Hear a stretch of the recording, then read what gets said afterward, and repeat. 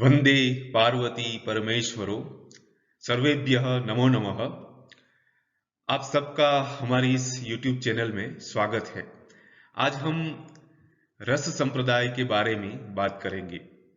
वैसे तो हम सब लोग मूवी देखने जब जाते हैं उस समय मूवी में जो घटना घटित होती है उस घटना के आधार पर हमारे अंदर एक रस का अनुभव हम करते हैं।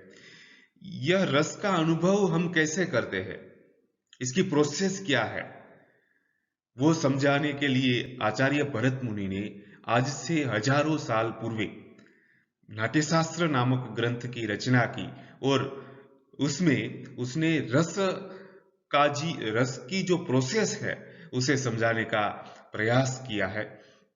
संस्कृत काव्य शास्त्र में ये रस संप्रदाय का अपना एक महत्वपूर्ण स्थान है। तो आज हम भरत मुनि ने जिस रस संप्रदाय की स्थापना की है उस रस संप्रदाय के बारे में समझेंगे। संस्कृत काव्य शास्त्र की 2000 साल की एक भव्य और सुदीर्घ परंपरा है।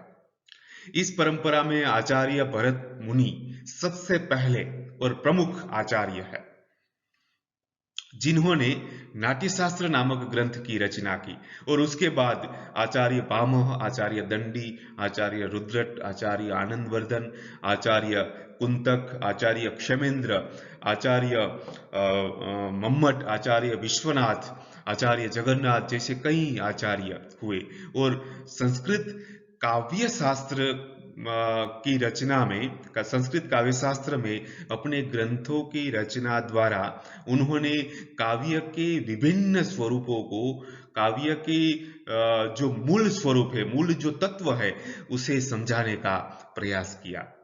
इसीलिए संस्कृत काव्य शास्त्र समग्र विश्व में आज काव्य का अध्ययन करने के लिए काव्य के जो शास्त्र है उनमें भारतीय काव्य शास्त्र का एक महत्वपूर्ण और श्रेष्ठ स्थान है। ऐसे काव्य शास्त्र में ईस्वी सन 10वीं सदी तक का जो समय है उस समय को नवप्रस्थान का युग कहा जाता है, क्योंकि ईस्वी सन 10वीं सदी तक संस्कृत काव्य शास्त्रियों ने काव्य के आत्म तत्व की शोध करने का प्रयास किया। काव्य का जीवाणुभूत तत्व क्या है, काव्य का आत्म तत्व क्या है, यह उसे अन्वेषण करने के लिए, उसे शोधने के लिए संस्कृत काव्य शास्त्रियों ने जो प्रयास किया उनके फल स्वरूप 6 संप्रदाय, 6 स्कूल्स ऑफ पोएट्री का जन्म हुआ।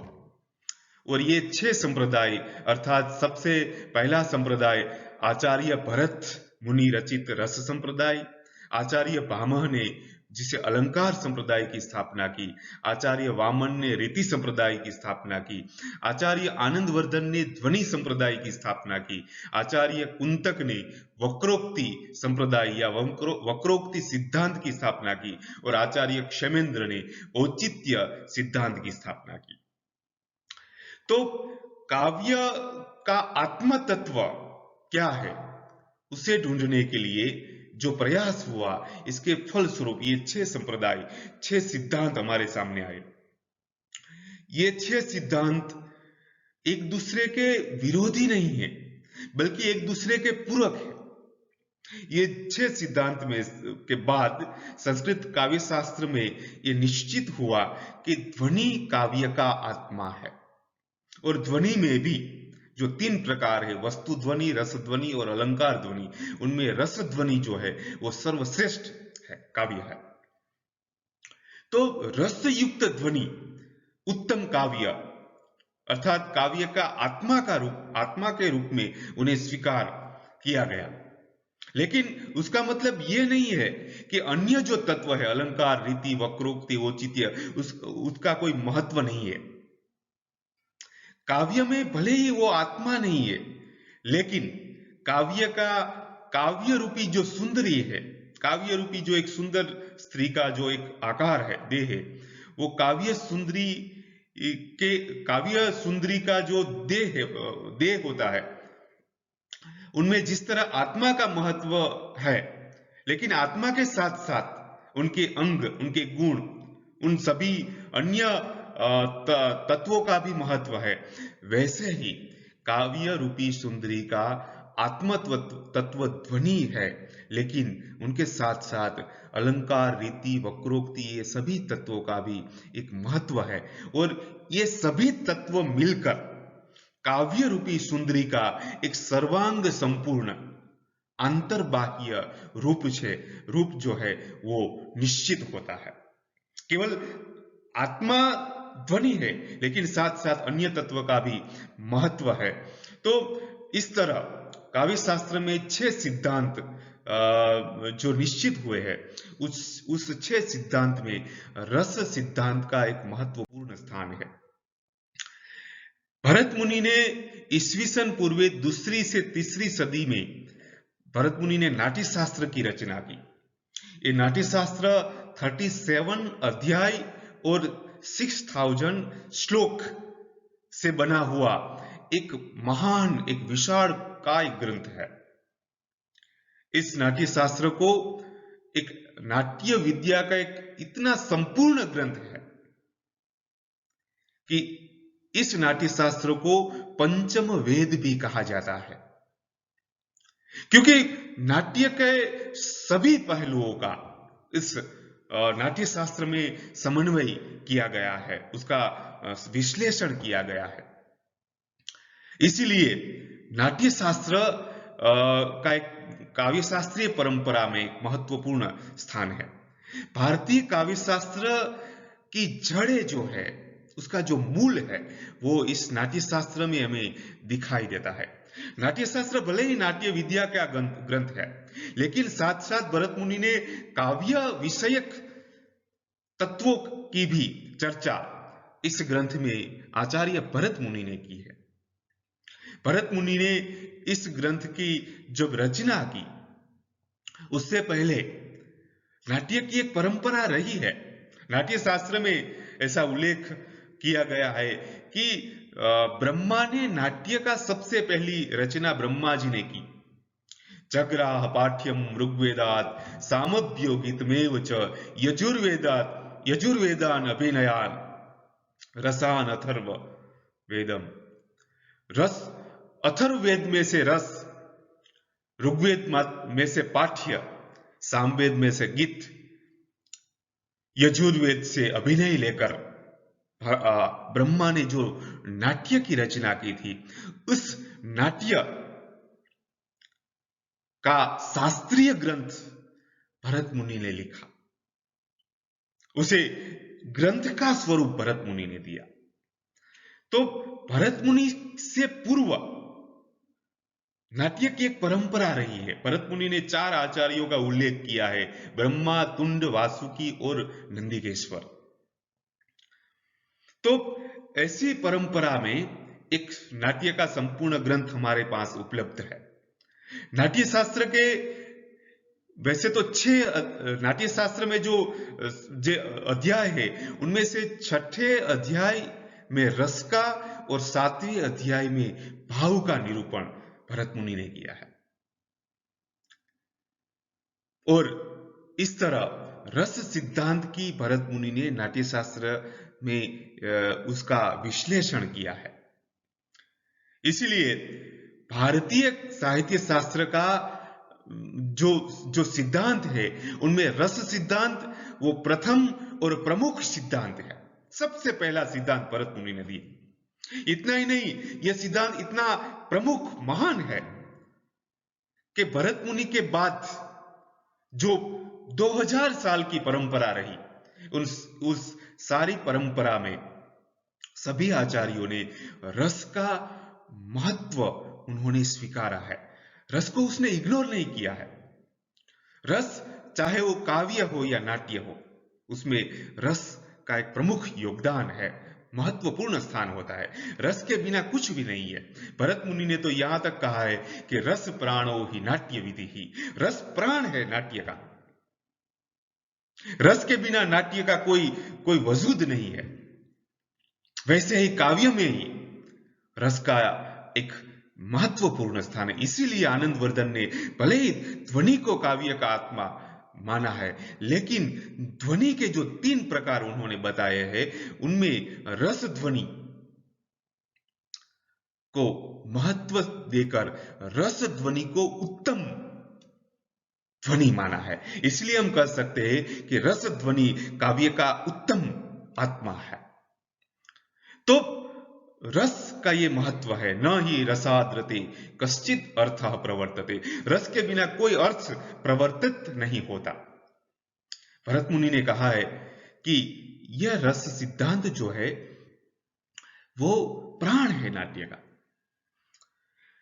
रस सिद्धांत वो, वैसे तो काव्य शास्त्र में भाव पक्ष और कला पक्ष से 2 पक्ष होते हैं, तो यहां हम कह सकते हैं कि रस सिद्धांत भाव पक्ष का महत्वपूर्ण सिद्धांत है, कला पक्ष का नहीं। कला पक्ष का संबंध मन बुद्धि से होता है, जबकि भाव पक्ष का संबंध हृदय के साथ होता है। रस भाव के साथ जुड़ा हुआ है, इसीलिए साहित्य में रस जो है वो महत्वपूर्ण है, सबको वो आकर्षित करता है, क्योंकि सभी व्यक्ति, सभी मनुष्य में भाव विद्यमान है। कला पक्ष तो बहुत उसके लिए प्रयास करना पड़ता है, लेकिन बहुत ही सरलता से रस निष्पन्न होता है, इसलिए रस सिद्धांत का महत्व है।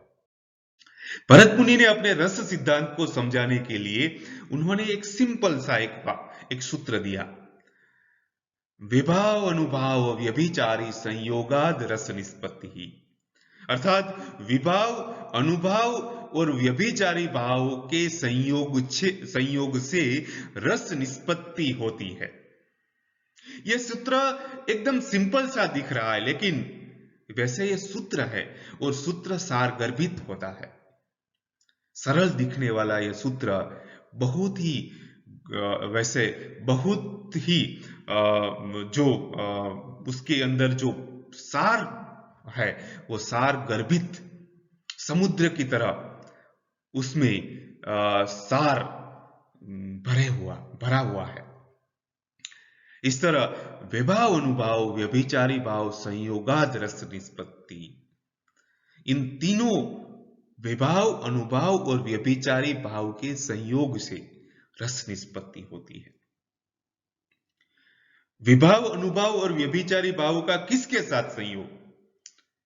तो यहां हमें समझना है कि स्थायी भाव के साथ संयोग।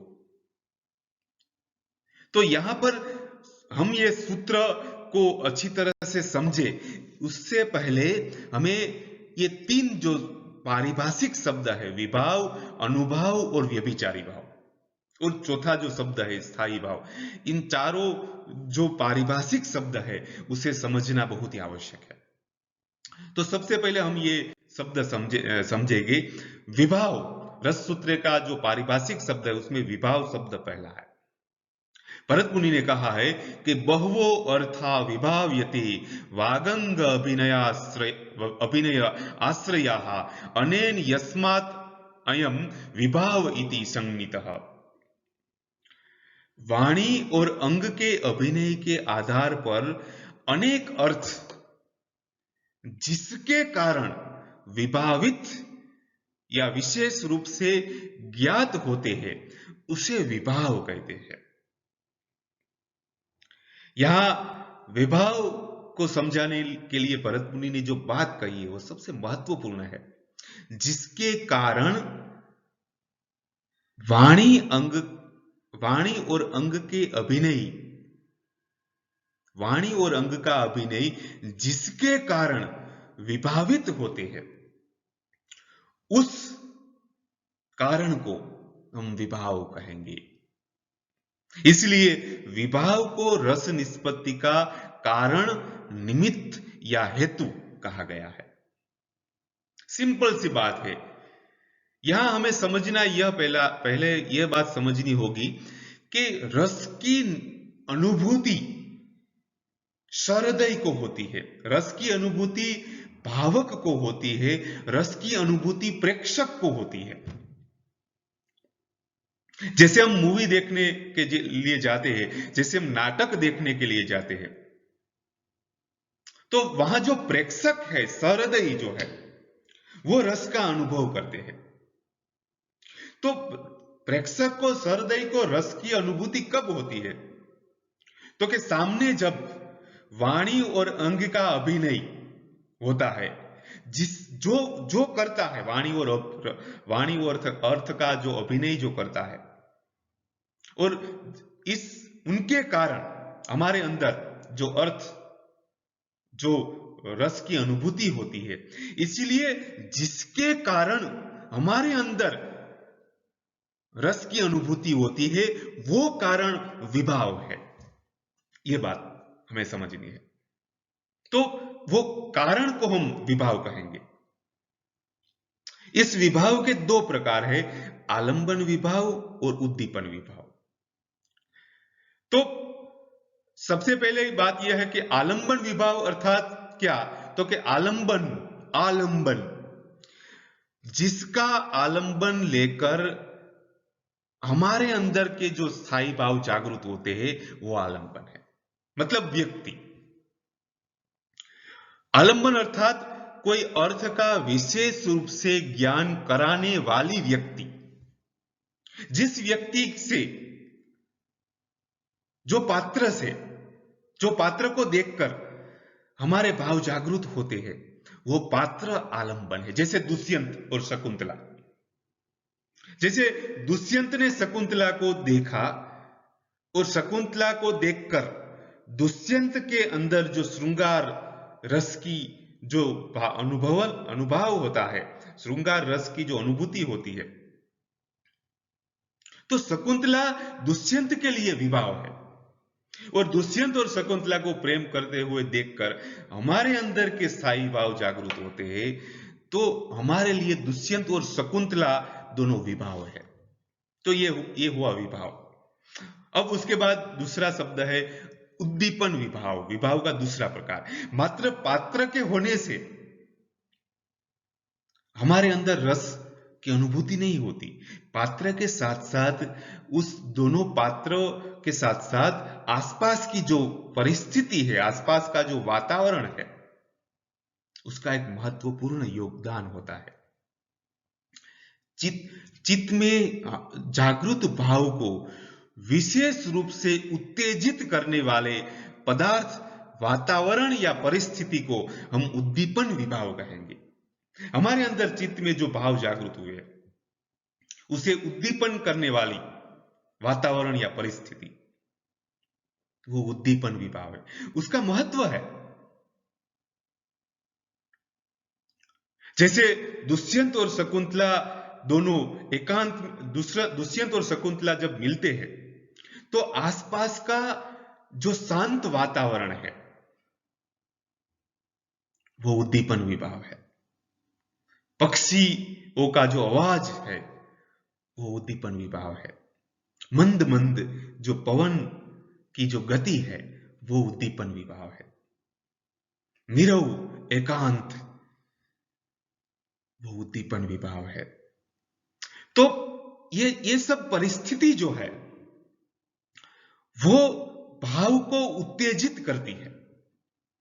उसके बिना रस जो है वो अधिक उत्तेजित, उद्दीपन उसका नहीं हो सकता।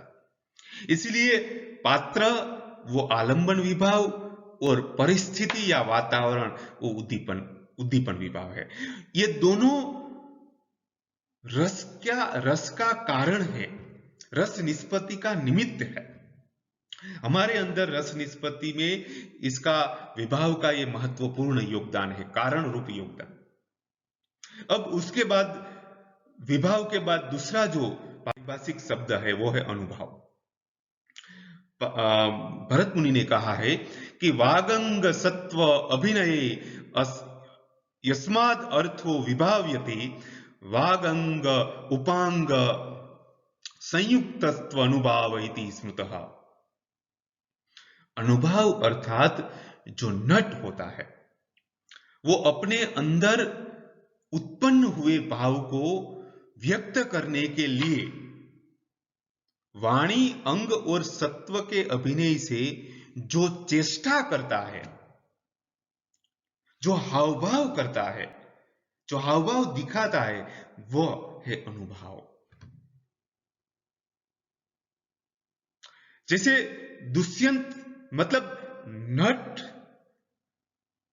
जो जो वो भाव का अनुभव करता है, वो भाव को अनुभव करता हुआ नट जिसके माध्यम से जो चेष्टा करता है, जो हाव भाव दिखाता है, वह अनुभव। कोई व्यक्ति, मानो कि कोई व्यक्ति को क्रोध क्रोध वो क्रोधित होता है, तो क्रोधित क्रोधित जब होता है, उस समय उसे कहना नहीं पड़ता कि मैं क्रोधित हूं।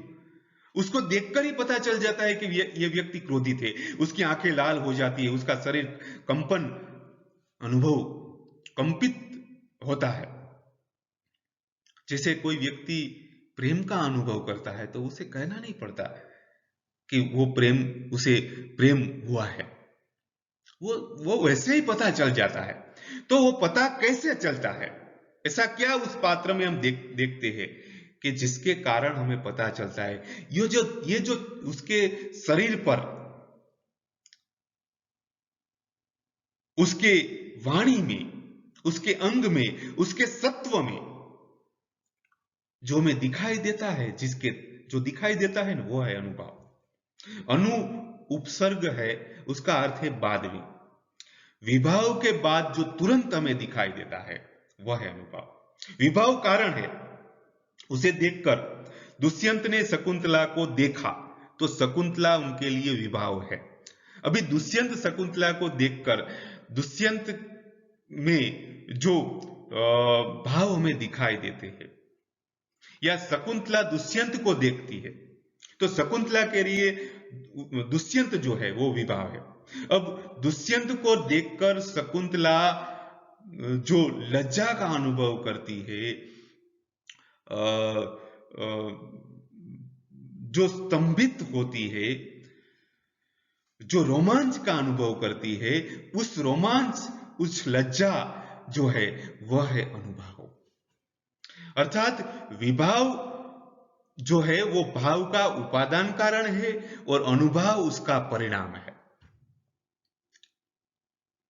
जैसे स्वप्न वासव दत्तम में हम उसका उदाहरण देखेंगे कि स्वप्न वासव दत्तम में जब हम देखते हैं कि उदयन जो है वो, उसे पता चलता है कि वासव दत्ता की मृत्यु हो चुकी है, तो उदयन वो भूमि पर गिर जाता है, आक्रंद करने लगता है, हाँ प्रिय वासव दत्ता, हाँ अवंती राज पुत्री, ऐसा कहकर वो भूमि पर रेंगने लगता है। तो ये सब देखकर हमारे अंदर जो करुणा का भाव जागृत होता है। तो उदयन की जो ये चेष्टा है, उसके आधार पर हमें पता चलता है कि उदयन दुखी है, और उदयन के इस दुख को देखकर हमारे अंदर का, प्रेक्षक के हृदय का जो भाव है वो जागृत होता है। तो हमारे लिए उदयन का जो चेष्टा उदयन करता है वह है अनुभाव। उत्तर रामचरित में राम जब दंडकारण्य में जाते हैं, उस समय वहां वो उस स्थल पर सीता के साथ बिताए हुए भव्य भूतकाल के जो आह्लादक अनुभव है, उसे स्मरण होता है। आज सीता नहीं है, लेकिन उसकी यादें यहां जुड़ी हुई है। और तब राम सीता को याद कर कर जो दुखी होते हैं, जो वो उसके आंख में आंसू भी आ जाते हैं, वो मूर्छित भी हो जाते हैं। ये आंसू, ये मूर्छा हमें देखकर हमें पता चलता है कि राम वो सीता के वियोग में दुखी है। ये उस समय राम की जो चेष्टाएं है वो है अनुभाव। अनुभाव अर्थात जो पात्र जो भाव की अनुभूति करता है, वो अनुभूति को जो जिसके माध्यम से प्रकट करता है, वो सभी चेष्टाएं अनुभाव है। और उस अनुभाव को सात्विक भाव भी कहते हैं। सात्विक भाव अर्थात सत्व में स्थित होकर ये भाव प्रकट होते हैं। मालविकाग्निमित्रम में कालिदास ने बताया है, गणदास मालविका को कहता है कि मुक्त साध्वसा भव, मुक्त साध्वसा सत्वस्था भव, तुम अपने सत्व में स्थित हो। ये सत्व में स्थित होना मतलब अपने स्वयं में स्थित होना, मन की एकाग्रता पूर्ण अवस्था, वो सत्व है। और ये सात्विक भाव मन की ऐसी एकाग्रता पूर्ण अवस्था में होती है। जब हमें जब हम जब हमें जब शकुंतला दुष्यंत को याद करती है तो वो स्तंभित हो जाती है। तब दुर्वासा उसे जो साप, शकुंतला स्तंभित है, वो सामने देखते हुए भी देखती नहीं है, ऐसी स्तंभित है। मतलब ऐसी अवस्था कि उस अवस्था में उसे उसके सिवाय और कुछ दिखाई भी नहीं देता, और उसके सिवाय अन्य कोई किसी का विचार भी नहीं उसके चित्त में आता। ऐसी एक एकाग्रतापूर्ण अवस्था। इसीलिए ये अवस्था सात्विक भाव में आती है, इसलिए उसे सात्विक भाव कहा। ऐसे सात्विक भाव 8 है: स्तंभ, स्वेद, रोमांच, स्वरभंग, वेपथु अर्थात कंपन, विवरणता, विकास, अश्रु और मूर्छा। अनुभव की एक सबसे बड़ी विशिष्टता है यह है कि यह अनुभव अभिव्यक्त होता है, वो हमें सामने दिखाई देता है। अनुभव को व्यक्त करने के लिए शब्दों की आवश्यकता नहीं है, वो शब्दों के मोहताज नहीं है। वहां शब्द की शक्ति जो है वो कुंठित हो जाती है। उसे शब्द के माध्यम से, मैं तो यह कहता हूं कि व्यक्त करना ही नहीं चाहिए। कई लोग करते हैं, कई लोग को कहना पड़ता है कि मुझे गुस्सा, वो जब उसे क्रोध की बात करता है तो मैं खूब क्रोधित हूं। तो अरे क्रोधित हो तो उसे कहने की आवश्यकता नहीं है कि आप क्रोधित हो। वो तो जब आप क्रोधित हो, सच में क्रोधित हो, तो सामने वालों को पता चल ही जाता है। आप कह रहे हैं मतलब यह हुआ कि आप क्रोध का आडंबर कर रहे हैं। वैसे ही कई लोग कहते हैं कि वो जब प्रेम की बात आती है तो व्यक्ति कहता है कि मैं कोई अपनी प्रेमिका को या प्रेमी को ये कहता है कि मैं प्रेम करता हूं। तो ये मैं सोचता हूं कि उसे प्रेम, जब आपके हृदय में किसी के प्रति प्रेम है तो उसे आपको शब्द के माध्यम से कहने की आवश्यकता ही नहीं है, क्योंकि आपको किसी के प्रति प्रेम है तो आपके अनुभव ही वो स्पष्ट कर देते हैं। आप यह कह रहे हैं कि मुझे प्रेम है, मतलब आप प्रेम का ढोंग कर रहे हैं। प्रेम को शब्द के माध्यम से व्यक्त ही नहीं किया जा सकता। Love is silent. प्रेम मौन है, क्योंकि प्रेम मौन इसलिए है कि प्रेम वो भाव का चरम रूप, चरम उत्कर्ष है। और जब भाव का चरम उत्कर्ष जब होता है उस समय वहां शब्द की शक्ति कुंठित हो जाती है। तब हमें हमारा प्रेम जो है उसे व्यक्त करने के लिए हमें शब्द की कोई आवश्यकता नहीं होती। वो स्वयं सामने वाले को पता चल जाता है कि ये व्यक्ति मुझे कितना प्रेम करता है। तो ये अनुभव है प्रेम। वो अनुभव के द्वारा प्रेम अच्छी तरह से व्यक्त हो सकता है। और यदि शब्द अनुभव से जो व्यक्त हो वो ही श्रेष्ठ अभिव्यक्ति होती है। तो ये बात भी महत्वपूर्ण है। उसके बाद तीसरा जो शब्द है वो है स्थायी भाव। उसे स्थायी भाव और व्यभिचारी भाव। भारतीय काव्य शास्त्र के अनुसार भाव जो है वो रस पर निर्भर है। भाव के प्रकर्ष से ही रस की निष्पत्ति होती है, मतलब भाव ही रस में परिणित होते हैं। रस का अपना कोई अलग वजूद नहीं है। जब भाव अर्थात हमारे हृदय के जो स्थायी भाव है, हमारे हृदय के भाव जब जागृत होते हैं तब वो जागृत हुए भाव ही रस में परिणित होते हैं। इसीलिए भाव पर आधारित रस सिद्धांत जो है भाव पक्ष पर आधारित सिद्धांत है। रस सिद्धांत भाव पक्ष पर आधारित है, क्योंकि रस जो है वो भाव पर आधारित है, भाव पर निर्भर है। भाव ही रस में परिणित होते हैं। सबसे पहला भाव, उसके बाद रस। तो ऐसी स्थिति में भारतीय काव्य शास्त्रियों ने भावों को दो वर्ग में विभाजित किया है, स्थायी भाव और व्यभिचारी भाव। सबसे पहला है स्थायी भाव। यथा नराणाम नृपति शिष्याणाम च यथा गुरु एवं ही सर्व भावानाम भावः स्थायी महानीय। जैसे पुरुषों में राजा और शिष्यों में गुरु है, वैसे सर्व भावों में स्थायी भाव प्रधान है। सबसे पहली बात तो यह है कि स्थायी भाव जो है वो प्रधान होते हैं। और जैसे गुरु शिष्यों में श्रेष्ठ है, जैसे मनुष्यों में राजा जो श्रेष्ठ होता है, वैसे ही सर्व जो भाव है हमारे अंदर के, उनमें स्थायी भाव प्रधान है। और प्रधान होने के साथ साथ सभी भाव उसका अनुसरण करते हैं, वो महान है। स्थायी भाव नित्य है, वो सदा हमारे अंदर निवास करता है। स्थायी भाव की विशिष्टता, वो स्थिर है, सभी में ये भाव स्थिर रूप में विद्यमान है।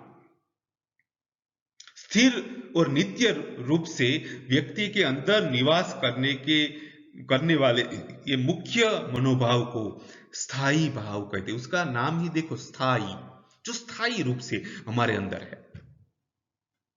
तो ऐसे स्थायी भाव जो हमारे अंदर जो है, अब उस स्थायी भावों की विशिष्टता समझनी खूब आवश्यक है, क्योंकि यह भाव सबसे महत्वपूर्ण है। स्थायी भाव को हमें अच्छी तरह से समझना होगा। स्थायी भाव की सबसे पहली विशिष्टता है सर्वजन सामान्यता। वो सभी, राजा हो या रंक, गरीब हो या अमीर, सभी में ये भाव विद्यमान है। दूसरी विशिष्टता है प्रधान है, वो सभी में मुख्य है। वो उसका जो स्थान है वो सामान्य नहीं है, वो विशिष्ट है, प्रधान है। तीसरी उसकी विशिष्टता है वो आस्वाद्यता। उसका आस्वाद होता है। जैसे भोजन हम करते हैं तो भोजन का एक आस्वाद हमें मिलता है, वैसे ये स्थायी भाव जो है उसका आस्वाद हम कर सकते हैं। जैसे रति से श्रृंगार की निष्पत्ति होती है, रति स्थायी भाव से श्रृंगार की निष्पत्ति होती है, तो उसका आस्वाद कर सकते हैं श्रृंगार का। जैसे शोक स्थायी भाव से करुण रस निष्पन्न होता है, तो ये शोक स्थायी भाव से करुणा की आस्वाद हम ले सकते हैं, वो उसका अनुभूति हम कर सकते हैं। तीसरी, उसके बाद चौथी जो विशिष्टता है वो उत्कट है। वो ऊपर छल्ले नहीं है, सामान्य भाव नहीं है, लेकिन वो उत्कट रूप से व्यक्त होते हैं। उतना ही नहीं, ये भाव स्वतंत्र है। ये भाव दूसरों के अधीन नहीं है, लेकिन अन्य भाव इसके अधीन रहते हैं, वो तो स्वतंत्र है। जैसे रति स्थायी भाव जो है श्रृंगार, तो श्रृंगार को किसी की आवश्यकता नहीं है, किसी की मदद मिले या न मिले, वो भाव तो स्वयं स्वतंत्र रूप से अभिव्यक्त होकर श्रृंगार रस की निष्पत्ति करने में सक्षम है। ऐसे स्वतंत्र ये भाव है। ये भाव मानव हृदय में निवास करते हैं। हृदय में निवास करने के कारण उसकी एक अनुभूति हम कर सकते हैं। उसका निवास स्थान हृदय है। इसलिए प्रेम को हृदय का परिशुद्ध भाव कहा गया है।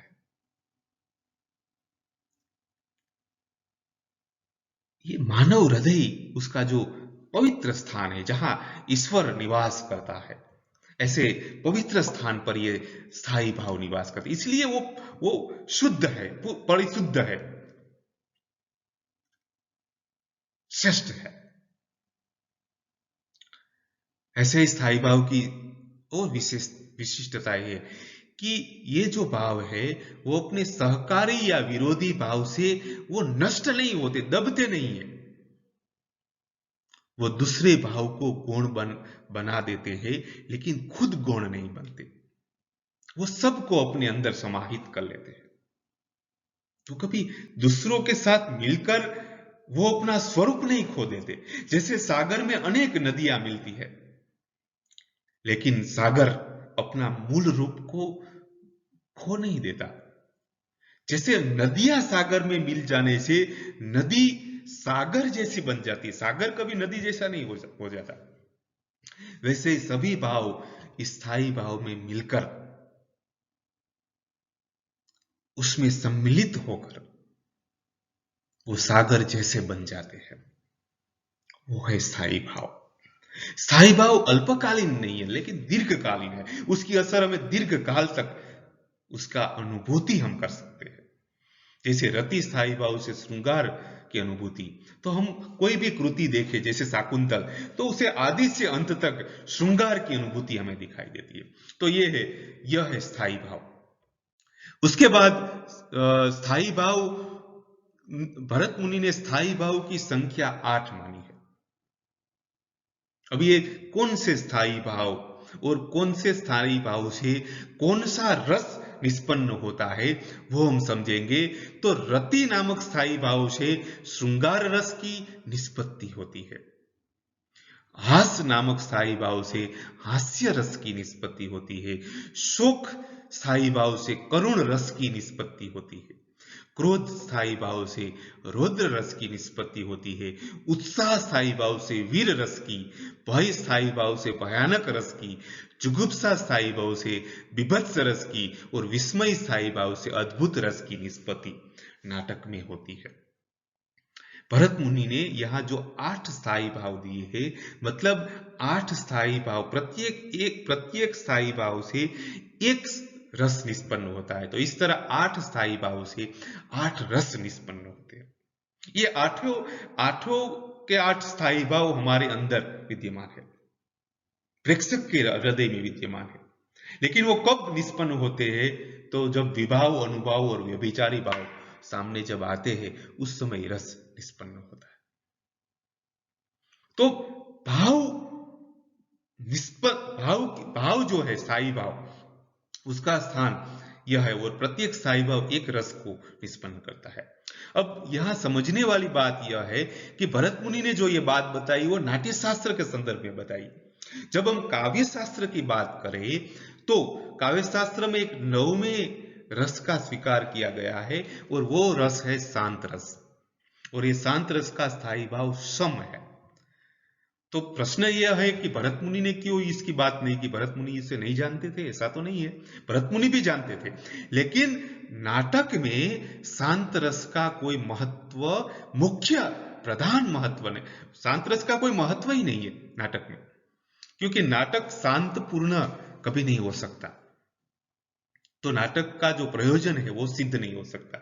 इसलिए नाटक में शांत रस की आवश्यकता न होने के कारण भरत मुनि ने उसका उल्लेख नहीं किया। लेकिन काव्य में आवश्यक है, इसलिए हम यह कह सकते हैं कि रसों की संख्या 9 है और स्थायी भावों की संख्या भी 9 है। जब नाटक की बात करें तो नाटक में 8 स्थायी भाव और 8 रस हम कहेंगे। काव्य की बात करें तो 9 स्थायी भाव और 9 रस हम कहेंगे। उसके बाद स्थायी भाव के बाद दूसरा जो भाव है वो है व्यभिचारी भाव। व्यभिचारी का अर्थ है वी प्लस अभि, उपसर्ग सहित चर धातु के संयोग से यह शब्द बनता है। विविधम अभिमुख्येन चरंतो व्यभिचारिणः, जो विशेष रूप से अभिमुख होकर संचार करता है उसे व्यभिचारी या संचारी भाव कहते हैं। व्यभिचारी में वी प्लस अभि, वी अर्थात विविधम अभिमुख्येन, चर अर्थात चरंतो, अर्थात इस भाव की 2 विशिष्टता है। यह भाव विशेष रूप से अभिमुख होता है वो सामने स्वयं अपना स्वरूप प्रकट करता है विशेष रूप से। और दूसरा, ये भाव जो है वो संचार करता है, एक जगह से दूसरी जगह वो संचरण करता है। ये दो विशिष्टता व्यभिचारी भाव में है। इसीलिए ये भाव संचरण करने के कारण इस व्यभिचारी भाव को संचारी भाव भी कहते हैं। ये भाव स्थायी भाव के सहकारी भाव के रूप में आते हैं। ये समझना आवश्यक है कि यह जो भाव है वो मुख्य नहीं है, ये गौण है। वो स्थायी भाव के सहकारी भाव के रूप में, उसके सहायक के रूप में आते हैं। तो स्थायी भाव को सपोर्ट करने के लिए ये भाव आते हैं। इसीलिए ये जो भाव है वो स्थायी भाव के सहकारी भाव है। चौथी विशेषता, ये भाव क्षणिक है, नित्य नहीं। ये स्थायी भाव की तरह दीर्घकाल पर्यंत नहीं रहते, क्षणिक दिखाई देते हैं और फिर चले जाते हैं, इसलिए वो अनित्य है। संचारी भाव स्थायी भावों के पोषक बनकर रस निष्पत्ति में सहायक बनते हैं। वो स्थायी भाव की उत्पत्ति में सहायक बनते हैं, पोषक बनते हैं। स्थायी भाव को बाहर ले आने में वो अपना एक थोड़ा योगदान देता है, उसे पुष्ट करते हैं। इसीलिए ये भाव जो है वो स्थायी भाव के पोषक भाव है। धनंजय के अनुसार स्थायी भाव और संचारी भाव का संबंध सागर और तरंग की तरह है। जिस तरह सागर विशाल है और उसमें तरंग जो है वो छोटे से तरंग जो है वो उछड़ते हैं और वैसे ही स्थायी भाव में विलीन हो जाते हैं, वैसे ही स्थायी व्यभिचारी भाव जो है वो उत्पन्न होते हैं और फिर वापस वो विलीन हो जाते हैं। जैसे सागर में जो तरंगे उत्पन्न होती है, वो तरंग सागर शांत है या रौद्र रूप उसने लिया है उसका हमें पता चलता है। वैसे ही ये व्यभिचारी भाव के आधार, व्यभिचारी भाव जो है वो स्थायी भाव के साथ उसके संबंध को बता सकते हैं, देख सकते हैं। तो स्थायी भाव जो है उसे पोषक रूप में व्यभिचारी भाव आते हैं। इसकी संख्या 33 है, यहाँ लिखी हुई आप देख सकते हैं, निर्वेद, ग्लानि, शंका, असूया इत्यादि। इस तरह 8 स्थायी भाव, 8 सात्विक भाव, 33 व्यभिचारी भाव मिलकर कुल 49 भावों मिलकर रस निष्पत्ति में ये सब भाव हेतु रूप है। इस तरह विभाव, अनुभाव, व्यभिचारी भाव और स्थायी भाव को हमने देखा। अब हम एक उदाहरण के द्वारा ये बात समझने का प्रयास करेंगे। अब भरत मुनि का जो रस सूत्र है वो रस सूत्र हम देखेंगे कि विभाव, अनुभाव, व्यभिचारी संयोगाद रस निष्पत्ति ही। विभाव, अनुभाव और व्यभिचारी भावों का स्थायी भाव के साथ संयोग से रस निष्पत्ति होती है। तो इस बात को हम ऐसे समझेंगे कि ये बात हमें एक नाटक के स्वरूप में समझनी है। जब हम मूवी देखने जाते हैं, जब हम नाटक देखने के लिए जाते हैं, तो सामने कोई पात्र को हम देखते हैं, तो पात्र वो विभाव है, आसपास का जो वातावरण है वो अनुभाव, वो जो है वो विभाव का उद्दीपन विभाव है, आलंबन वर्ग और उद्दीपन विभाव। उसके बाद उसके अनुभाव, वो एक दूसरे के प्रति जो आकृष्ट होते हैं वो हम देखते हैं, तो वो हमें अनुभाव के द्वारा पता चलता है। तो विभाव, अनुभाव और उनके व्यभिचारी भाव को देखकर हमारे हृदय का स्थायी भाव जो है वो जागृत होता है और इस तरह जो है वो रस निष्पत्ति होती है। यहां पर समझना यह आवश्यक है कि रस निष्पत्ति सामाजिक के हृदय में होती है, प्रेक्षक के हृदय में होती है। तो ये सामाजिक के हृदय में रस निष्पत्ति कैसे होती है? इसको हम एक उदाहरण के द्वारा समझेंगे। जैसे कि पुंडरीक और महाश्वेता, कादंबरी ने बाण भट्ट ने कादंबरी में उसका वर्णन किया है कि अश्वत्थ सरोवर के पास पुंडरीक और महाश्वेता एक दूसरे को मिलते हैं। महाश्वेता एक कुसुम मंजरी, पारिजात पुष्प की मंजरी की सुगंध से उसकी ओर आकृष्ट होती है, पुंडरीक के समीप आती है। तो पुंडरीक और महाश्वेता एक दूसरे को देखकर उसके आकर्षण एक दूसरे के प्रति आकर्षण का अनुभव करते हैं। तो पुंडरीक के लिए महाश्वेता और महाश्वेता के लिए पुंडरीक आलंबन विभाव है। आसपास का शांत वातावरण, प्रकृति का वातावरण, मंद मंद पवन की गति, पक्षियों का कलरव, निरव एकांत, ये सब उसके हृदय के भावों को वैसे कहा जा सकता है कि उद्दीप्त करते हैं। उसके जो भाव है उसे प्रकट करने में अनुकूल वातावरण जो है वो निर्माण करते हैं, वो है उद्दीपन विभाव। तो ये आलंबन विभाव, उद्दीपन विभाव। अब पुंडरीक जो है उसे महाश्वेता पूछती है कि आप ये सुगंध कहां से है? तो पुंडरीक को कुसुम मंजरी की बात करता है और यदि आपको चाहिए तो मैं उसे आपको दूंगा। तो पुंडरीक को कुसुम मंजरी को लेकर महाश्वेता के कान में